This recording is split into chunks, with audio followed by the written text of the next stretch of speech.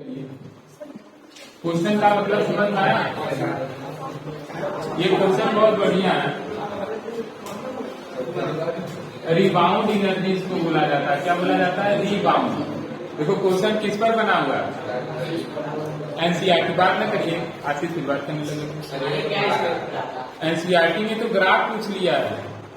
अभी क्वेश्चन कराएंगे। करा कि एक बॉल को फेंका जाता है। बॉल फेंकने के बाद 5 टपाके मतलब जैसे बॉल को फेंकते हैं तो पहली बार ज्यादा चलता है, दूसरी बार कम होते होते लास्ट में क्या हो जाता है? ऐसे चलने लगता है ना। तो कहता है कि 5 टपाके का ग्राफ बनाइए। यानी बॉल जब ऊपर से गिरा, पहली बार टकराया, फिर 10% एनर्जी कम हो जाएगी। एनसीईआरटी का बहुत बढ़िया क्वेश्चन है, अभी से हम कराएंगे। मगर अभी उसी के संदर्भ में 1 टपाके का क्वेश्चन है। बॉल आया, टकरा गया, 25% इसका क्या हो गया? नष्ट हो गया। अब बताओ कितना ऊंचा जाएगा? क्वेश्चन यही है। और बॉल का द्रव्यमान भी नहीं दिया, बस ऊंचाई दिया। कितना दिया है ऊंचाई? कहाँ से? 20 मीटर।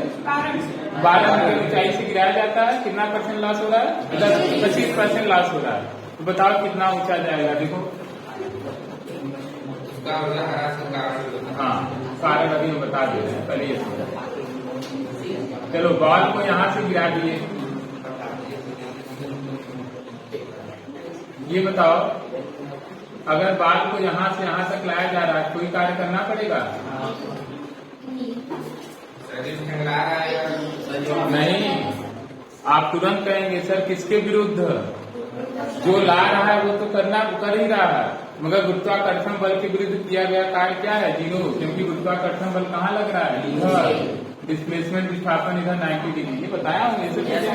अब कोई बोले कार्य करना पड़ेगा तो तुरंत बोला करो किसके विरुद्ध, तब माना जाएगा कि हाँ आपको आता है। अब आप समझ गए हैं बातों को। किसके विरुद्ध? गुरुत्वाकर्षण बल के विरुद्ध कोई कार्य नहीं करना पड़ेगा।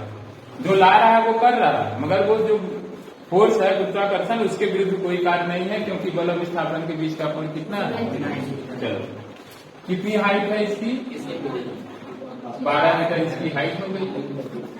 अब यहाँ से बाल को लाए और धीरे से ऐसे टपा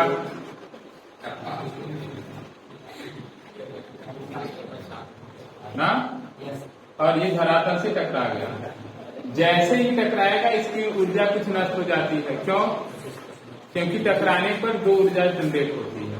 एक तो ध्वनि एक ऊर्जा है ना, और ऊर्जा संरक्षण का नियम, ऊर्जा न तो उत्पन्न हो सकता है न तो नष्ट हो सकता है। यानी होता क्या है? जो उसकी स्थितिज ऊर्जा होती है गति ऊर्जा में बदलती है, फिर आकर के टकराता है। टकराने पर जो गेट की ऊर्जा होती है उसका कुछ %, जैसे क्वेश्चन का 25%, कुछ % साउंड और हीट के फॉर्म में जनरेट हो, गेट गर्म हो जाती है और आवाज करती है। आया ना समझ में? गेट गर्म हो जाती है और क्या करती है? आवाज करती है। इसी वजह से उसकी ऊर्जा का कुछ % नष्ट हो गया। क्वेश्चन में कर रहा कितना नष्ट हो गया? 25% नष्ट हो गया। और सुनना, अब चलो, अब जो लड़के थोड़े से जागरूक होंगे, जो दिमाग लगाते होंगे, वो सोचेंगे कि अगर गेंद का यहाँ पे ऊर्जा पता चल जाए तो हम क्या करेंगे? उसका 25% निकाल लेंगे और फिर वही ऊर्जा जो रहेगा फिर उससे वो ऊपर जाएगा। अगर ठंडे दिमाग से सोचो, यहाँ पे कुल ऊर्जा कितनी है? mgh।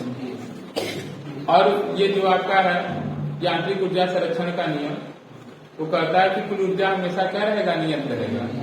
तो यहाँ पे A मानता हूं, यहाँ पे B मानता हूं, तो क्या लिखेंगे? A पर कुल ऊर्जा, total energy at point A पर कुल ऊर्जा बराबर B पर कुल ऊर्जा। यहाँ पे बस अंदर क्या रहेगा? टोटल ये क्या रहेगा? Potential energy. यहाँ पे टोटल क्या रहेगा? काइनेटिक एनर्जी ना। A पर कुल ऊर्जा कितनी होगी? mgh।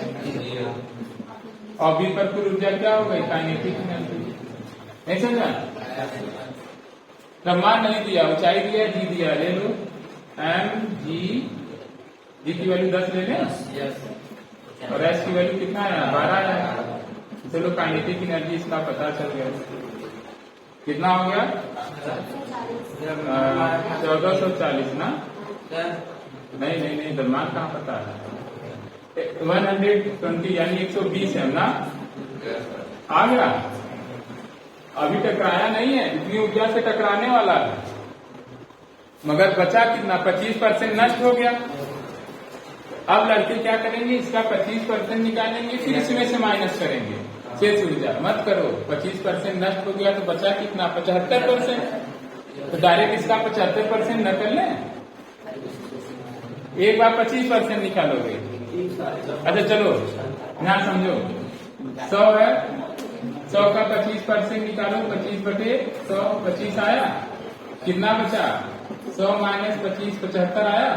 मैं कहता हूँ कि जब 25% नष्ट हो गया तो बचा कितना, 75। ऐसे करना नहीं चाहिए। अब समझ आया? यानी आप क्या करोगे, शेष ऊर्जा क्या हो जाएगा, 120 एम का कितना %। अब यही ऊर्जा से बेचारा कहाँ जाएगा, ऊपर। तो माना बाउंड मतलब रिबाउंड होने के बाद अब जब ये ऊपर जाता है तो कितना जाता है, एच डैश, उतना तो जाएगा नहीं, कहाँ तक गया, एच डैश तक गया। तो शेष ऊर्जा जो होगी वो mgh डैश के बराबर होगी, नहीं होगी, बोलो। नहीं समझ में क्या गया, एम से एम, जी की वैल्यू 1 0 ये कैंसिल करो, 12 75 10, एच डैश 12 75 100, कितने प्लेस पे डेसिमल, 2, 12 0.75, 12 5 60, 12 7 84 6 90। यानी अब ये कितना जाएगी, 9 मीटर।